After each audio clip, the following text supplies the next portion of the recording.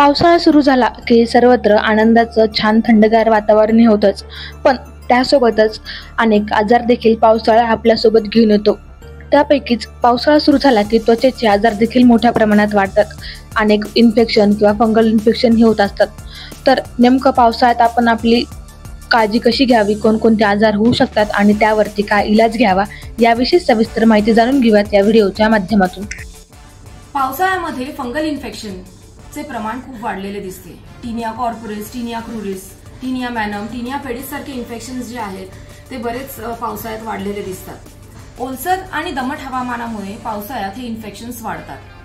फिमेल्समध्ये सुद्धा कॅन्डिडियासिस नावाचा आजार, म्हणजे ज्याला आपण बोलीभाषेत चिखले असे म्हणतो, त्याचं बऱ्याच प्रमाणात वाढ झालेली दिसते. बरं, हे टीनिया इन्फेक्शन जे आहे, ज्याला गजकरण आपण म्हणतो, तो एक कॉन्टेजियस आजार आहे. म्हणजे काय, तर घरात एकाला झाला तर तो सगळ्यांना पसरू शकतो.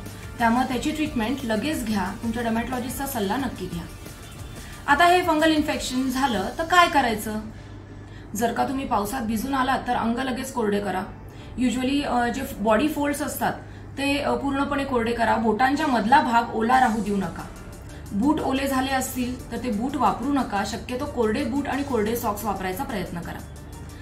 घट्ट कपडे जसे की जीन्स आहेत वापरणे टाळा, कारण जीन्स खूप वेळ तुम्ही ओले राहिलात तर ती जीन्स ओली राहते आणि त्यामुळे फंगल इन्फेक्शन होण्याचे चान्सेस जास्त वाढतात.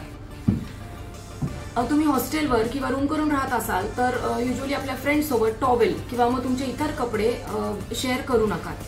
आणि जमलं तर दिवसातून 2दा आंघोळ करायचा प्रयत्न करा. डायबिटीस असलेल्या पेशंटनी आपली शुगर कंट्रोलमध्ये ठेवावी, कारण फंगल इन्फेक्शन डायबिटीसच्या पेशंटमध्ये बरंच बळावते.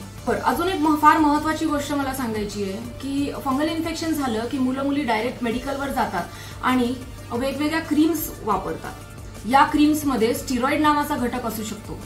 तर हे स्टिरॉइड मलम काय करते, ड्युअल कॉम्बिनेशन क्रीम असतात किंवा ट्रिपल कॉम्बिनेशन क्रीम असतात, तर ते वापरणे टाळा, कारण त्यामध्ये स्टिरॉइड नावाचा घटक असतो.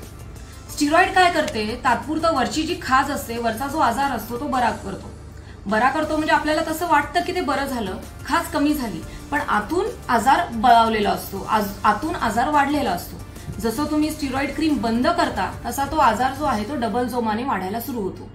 त्यामुळे सगळ्यांना माझं हे सांगणार आहे की मेडिकलवरून जाऊन परस्पर हे क्रीम्स, स्टिरॉइड क्रीम्स आणणे शक्यतो टाळा. आपल्या डर्मॅटॉलॉजिस्टच्या सल्ल्याने, त्वचारोग तज्ज्ञांच्या सल्ल्यानेच तुम्ही फंगल इन्फेक्शनची ट्रीटमेंट करा. तर डॉक्टरांनी सांगितल्याप्रमाणे यावरती आपण व्यवस्थित इलाज करून घ्यावा, जेणेकरून कुठलाही आजार हा वाढणार नाही. Apurva Talnikar, News 18 Local, Chhatrapati Sambhajinagar.